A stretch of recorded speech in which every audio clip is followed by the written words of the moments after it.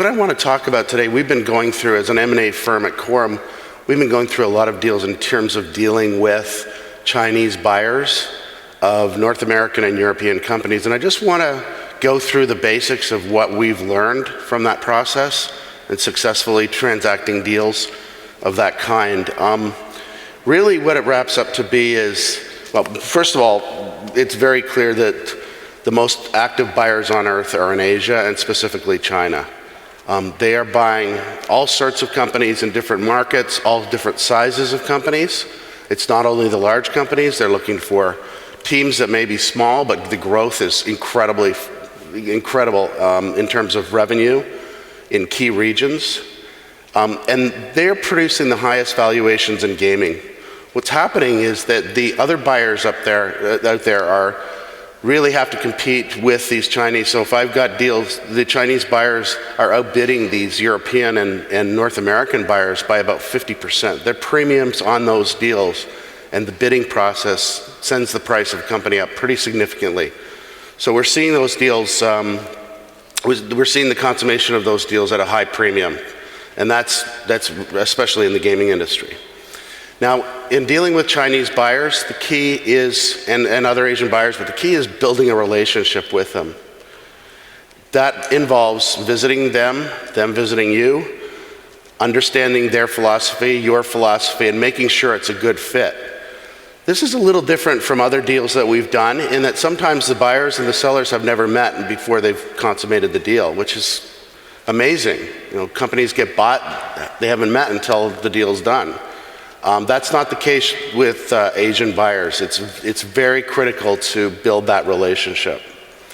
Also, one of the big questions that we get about IP in China is that nobody places any value on it. If I go into China with my original game or original IP, it's going to get stolen. It's going to be copied, and therefore I will have no value. But that's not the case, and I'm going to give you some figures in a minute that prove that. I was a speaker at a conference in November in Hong Kong, and there was 3,000 companies there talking only about IP, patents, protecting those patents throughout China. It was an amazing conference. They are putting a high value on the value of IP. Also, the Asian buyers, specifically the Chinese buyers, are very creative in terms of deal structures. They want the relationship to work. I've seen older deals with traditional publishers where they take over, they buy the studio and then they wipe it out, take the IP, and really, in many cases, ruin the game, and it's not a successful merger or not a successful acquisition. Also, I'm going to talk a little bit about working with Chinese companies, but the main message here in terms of working with Chinese companies, they want to help you do well in China and throughout Asia, and they want to learn from you on how to improve the business in North America and in Europe. They are experts at analytics. They will help you understand your customer, your player more. They measure everything, and so they want to do that and help you translate that into more revenue and profits in Europe and North America. The other thing that's critical is timing. Right now, with all the huge number of deals that are going on, timing is very critical. There's going to be a time when these buyers are not going to be buying anymore. For whatever reason, market conditions, they bought what they needed, they've grown themselves to the level that they want to grow in Europe and North America, so they're not going to be buying anymore. So if you're thinking about selling your company or thinking about getting an investment in the company, think about the timing and make sure you know who your competitors are and when the timing is right. So let's give you a little data. Some of the early entrants here, Lenovo, Tencent, Alibaba. We know a lot about these deals, but combined US $16 billion in inbound and outbound deals in 2014. Amazing numbers. That's almost half of what the entire world was. So in fact, it's probably a little more. Also, Chinese investors, there's a question over here about whether or not they're investing in North America and Europe. They're investing heavily in the business. They've got firms here and in North America, and also the North American and European firms are investing heavily in China. One of the best, I think, funding places in the market is the Hong Kong Stock Exchange. The reason it is very, very valuable, a very, very good tool for raising money and being acquired is because the multiples, or the earning multiples on the Hong Kong Stock Exchange for gaming companies is double, triple, 10 times what it is on the North American and European exchanges. So turning your EBITDA, turning your profits into a stock value, a stock increase in value as a result of acquiring you is very, very profitable for everybody. Now, the other thing, and I think most of us understand this, but free-to-play is king in Asia.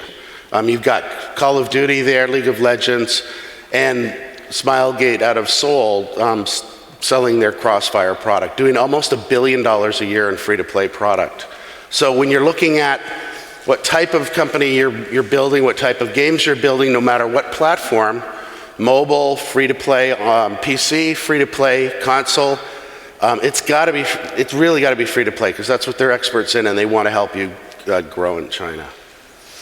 So I hope you can read this, but this is an amazing chart. It shows the growth in the amount of patents that have been applied for in China versus the rest of the world. Less in Europe, a little more in USA, but a lot in China. 26% growth. And at the conference that I spoke at, it was amazing how much importance they're putting on the value of IP and patents and trademarks and designs and all of that, because they want us to invest in their country, and therefore they want to assure us that they're going to protect your IP. So keep that in mind. It's absolutely fascinating. They had a whole conference on this last fall, and there'll be another one this fall. The government's heavily involved in protecting your properties. And I'll reiterate it, the old ways are no more. Patent grants are at an all-time high in China, and many of the investors that are in China are doing patents within the country to grow their wealth in the country as well. When you're dealing with patents or protection of your patents in China and the rest of Asia, deal with local firms. They know the business, they're very professional. When you're dealing with the companies that are acquiring you or looking to acquire you, and hopefully you're looking at a number of them, you need to be dealing with the CFO, the CEO. You need to be dealing with the head of corporate development. You're not dealing with the vice president of marketing. You're not dealing with the vice president of product development or other areas. It's very important that you're working with the top executives. If you're not working with the top executives, and this goes for all M&A, if you're not working with the top executives, you're going to waste a lot of time, in some cases months or years, trying to get to the top again. And obviously this is the center of mobile gaming, which a lot of people have covered. I mentioned building personal relationships. Transactions that revolve around relationships in the business. So establish those relationships. Events like Casual Connect give us an opportunity to meet these people that we will have future relationships with. So take advantage of that. I mentioned too that the Hong Kong Stock Exchange is a major player in creating wealth and in creating really great acquisitions. You'll see a number being announced in the near future. They look a little complicated, but the benefits are incredibly high. So just to summarize, China, the most active buyers on earth. You're seeing the highest valuations in gaming that we've ever seen. Relationship building, I can't emphasize enough. You're going to be flying to Asia, they'll be coming to see you. They want to know that this relationship is going to work for a decade or more, which is a lot different from some of the public companies that were doing acquisitions in the US or in Europe, and the next quarter is the only thing they were thinking about. IP protection is very important to the Chinese companies there, and they're demonstrating that with the patents that, and patent protection that they're putting in place in the country. Creative deal structures, be aware of them, understand what they look like, what they mean to you. There's tremendous upside in these deal structures, and take advantage of that.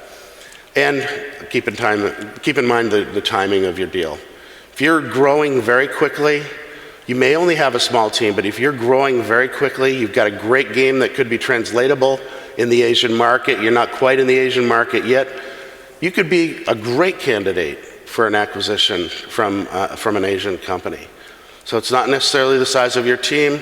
I think it's more growth and more leverage and more, I think, more translatability of those games into the Asian market, and possibly the translatability of the games that they have in the North American and European market.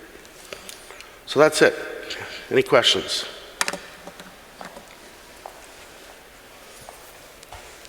Do we have any questions for Jim? Well, I have a question for you. Okay. Out of the deals and things that you've been seeing, what are some of the most surprisingly positive aspects that you've seen with working with Chinese buyers, and what are some, gotchas to watch out for? I think the positives are the willingness. First of all, the positives are the appreciation for the games that you've created. There is a true appreciation for games and IP, especially in the free-to-play market. They want to work with you to understand the game. They want to work with you to understand why you're successful in North America and in Europe. And they want to make sure that they can help you bring the product to China and throughout Asia. They're very good at understanding how well these games will work in their markets. For a team of possibly 1,000 people in Asia, probably 900 of them are doing analytics and 100 of them are doing game. So that's a critical part. That's a positive thing. They're also very, very creative in terms of their deal structure to be very positive. They keep it simple, but they're creative so that there's an upside for companies like you that want to sell. On the other side, it takes a little longer. It does take a little longer. When you're dealing with the Hong Kong Stock Exchange is required to approve the deal. So that paperwork has to happen. There's other things that may be part of the deal, like an exclusive license for the game in China or in Korea or wherever.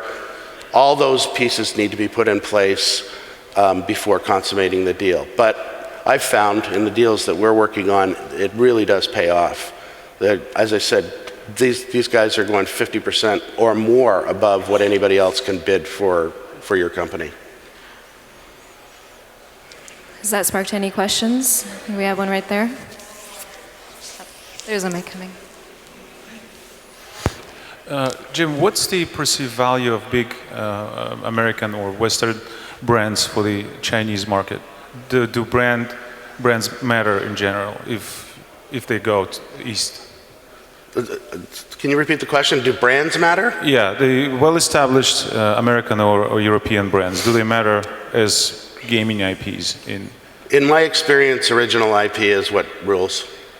There are some brands out there that have broken that rule, but for the most part, I would say 98% of the successful transactions that we put together have been original IP, created and developed by you, very unique gameplay, very unique characters, all of that. So that's what those buyers are looking for. Does that answer your question? Yes, thank you. Okay. I think we had another hand go up here in the front.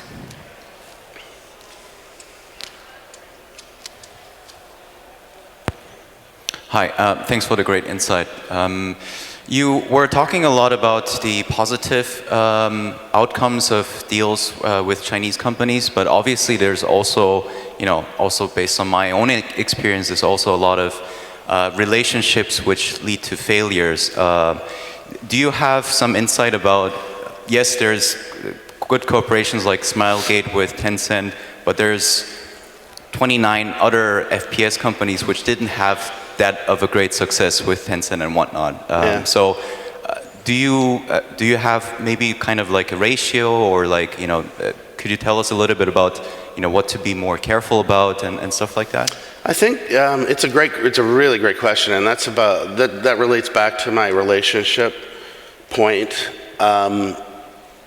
My experience is that we as developers, game creators, publishing our own games in Europe and in North America, want to be left alone. We don't want interference from anybody else telling us how to make the game differently, putting 5 designers into the studio day one from Seoul, Korea, or from Shanghai or Beijing to change the whole dynamic of the studio, to change the dynamic of the game. That will lead to disaster. Probably the deal will not get consummated because somebody's going to realize very quickly that their motive is to do something other than build on the IP and the game that you've built. And the smart buyers in Asia will leave you alone, let you do what you've done to make the game successful. What they want to do is help you bring that game to Asia and be very successful. And again, their monetization techniques are the best in the world, and that'll help you. And those kind of terms are actually laid out in the share purchase agreement or the agreement to buy your company. You will not send over anyone to interfere with the development of our games or our studio for X period of time. And the good buyers in Asia are willing to agree to that. The key is to keep that integrity of the studio and the game and the people on the game. Does that answer? Thank you. Any other questions? I think there's a question all the way in the back, in the middle.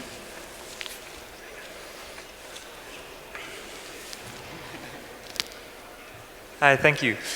You talked a little bit about patents in China, and that they're being granted more and more is great. I was wondering if you've got some insight into actually patent defense in China, because it's maybe a little bit different thing. Is it something which is possible, easy to do? To patent? Not to patent, but to actually defend your patent in China. Oh, yeah. I mean, the conference that I was at was there, and most of the discussion, because they're already in the process of allowing patents, but most importantly, enforcing patents. So the government is cracking down on any kind of violation of patents or trademarks or anything like that. They've got huge resources going into that because they've got a reputation of not enforcing that, and they realize that they had that reputation and they're trying to fix it. So I was blown away, frankly, by the number of people, the groups that are involved in defending your patents and enforcing the properties that you own. It was very impressive, and frankly, I get the question all the time from studios saying it's all going to fall apart because they're going to steal what I'm doing. They don't. It doesn't. It's not happening. It will happen occasionally, but it's not like it was even 2 years ago. Any other questions? Great. Well, thank you very much, Jim. Okay, thanks everybody. Have a good show.